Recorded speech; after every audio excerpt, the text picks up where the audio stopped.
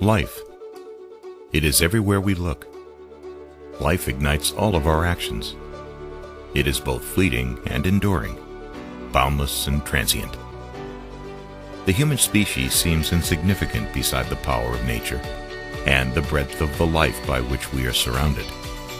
And yet, we have dominion over it all. It has been said that life is one of the most basic human rights. But when does life begin?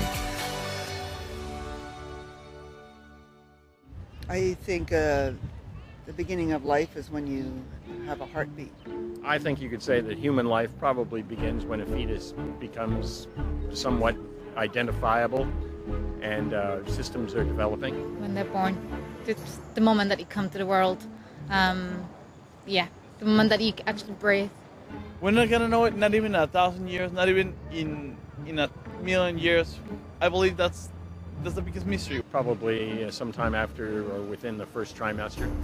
I think we're trying to know when life actually begins. Like once it has shape and it has, the heart and, it's an actual human. I don't know enough about human life to really answer that question. I don't think that you can prove when life begins. I think it's still somewhat subjective what each person believes. Okay. I don't think it's been definitive yet. I suppose you can't really determine when human life begins. This view, that we can't know when life begins, is common among those who support legal abortion. And because we can't know, they say, this means pro-lifers shouldn't impose their religious belief that life begins at conception on others by outlawing abortion. But the claim that a human being's life begins at conception isn't religious dogma. It's actually a scientific fact. We can know 3 things about the unborn that tell us when human life begins. We know the unborn are alive, they are human, and they are whole organisms. First, the unborn take in nutrients and grow via cellular reproduction. Second, the unborn are the offspring of human parents and have human DNA. And finally, the unborn are human organisms, like you or me, whereas sperm, egg, and body cells are merely human tissue and do not have any rights. You, me, infants, and the unborn are all human organisms. That's because we all have an intrinsic capacity to develop as organisms, a capacity that body cells do not have. This is true even if we die before we grow up into mature members of our species. No matter how much time or nutrients you give sperm, eggs, and other body cells, they can never develop into a mature member of a species. That is because these cells are not organisms. They are instead body parts that belong to a larger human organism. And it is that organism that deserves special rights, including the right to life. Adult, teenager, child, infant, fetus, embryo, blastocyst, zygote. These are all stages of development in the life of a human organism. Shouldn't we treat all human organisms, or what we usually call human beings, equally, regardless of what level of development they're currently at? Finally, experts, including those who support legal abortion, agree that the life of an individual human being begins to exist at conception, or what scientists usually call fertilization. The standard medical text, Human Embryology and Teratology, states, although human life is a continuous process, fertilization is a critical landmark because, under ordinary circumstances, a new, genetically distinct human organism is thereby formed. Keith Moore and T.V.N. Prasad's textbook, The Developing Human, states, human life begins at fertilization.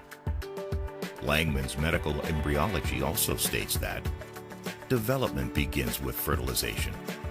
Finally, the 4th chapter of Scott Gilbert's textbook, Developmental Biology, is simply titled Fertilization, Beginning of a New Organism. The philosopher David Boonin writes in his book, A Defense of Abortion, the most straightforward relation between you and me on the one hand and every human fetus on the other is this. All are living members of the same species, Homo sapiens. A human fetus, after all, is simply a human being at a very early stage in his or her development. Pro-choice philosopher Peter Singer writes in his book, Practical Ethics, There is no doubt that from the first moments of its existence, an embryo conceived from human sperm and eggs is a human being.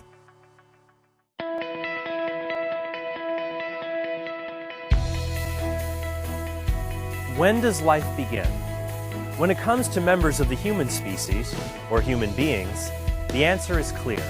Life begins at fertilization, or what we often call conception.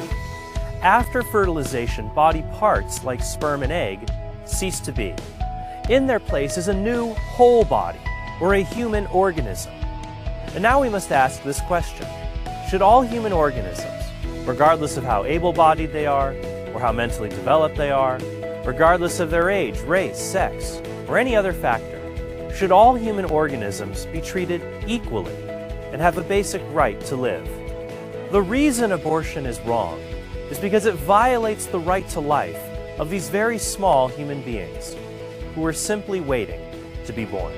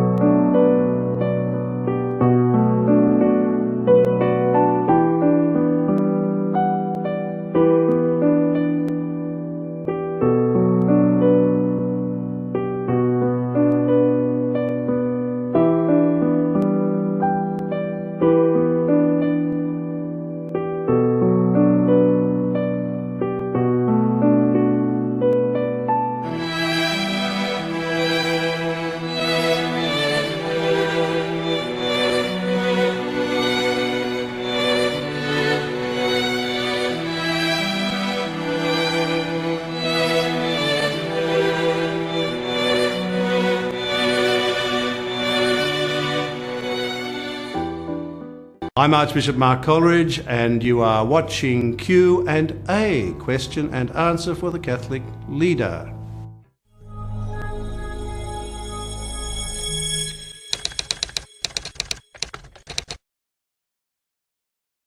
For the Catholic Church, life is a great gift, a gift from the God who is life.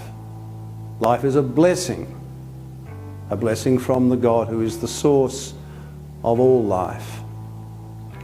Because of this sense of life as gift and blessing, the Church is deeply committed, and in the most positive and joyful way, to the protection of life from the moment of conception to the moment of natural death.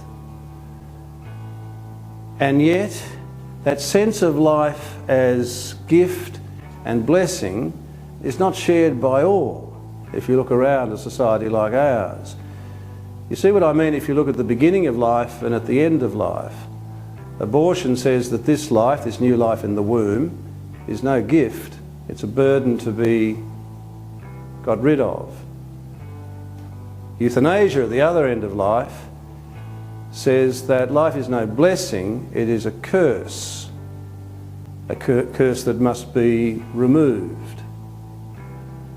That sense of life as burden and curse underlies a lot of the push for both abortion and euthanasia, but focusing here upon euthanasia in particular.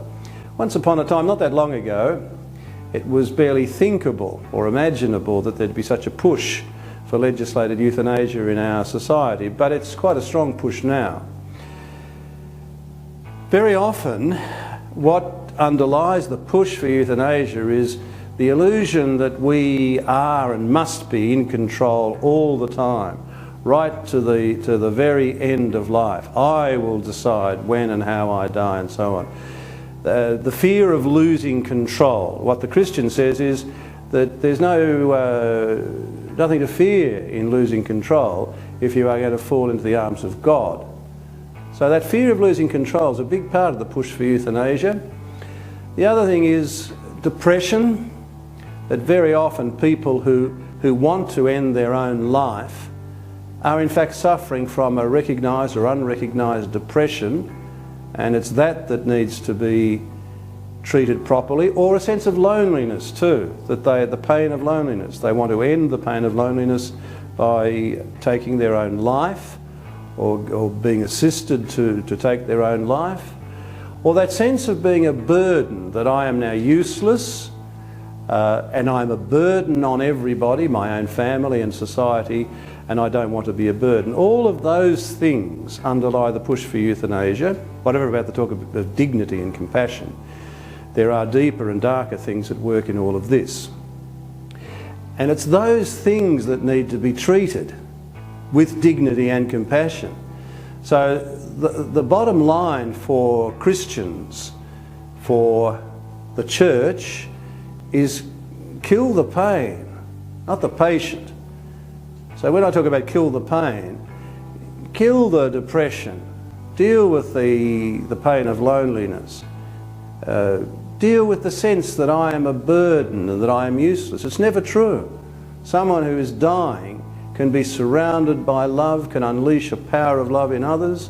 The loneliness doesn't have to be there, nor does the depression, nor does that sense of being a burden. Again, dying can be a gift, not only for the person who dies, but for those who, as it were, gather around him or her.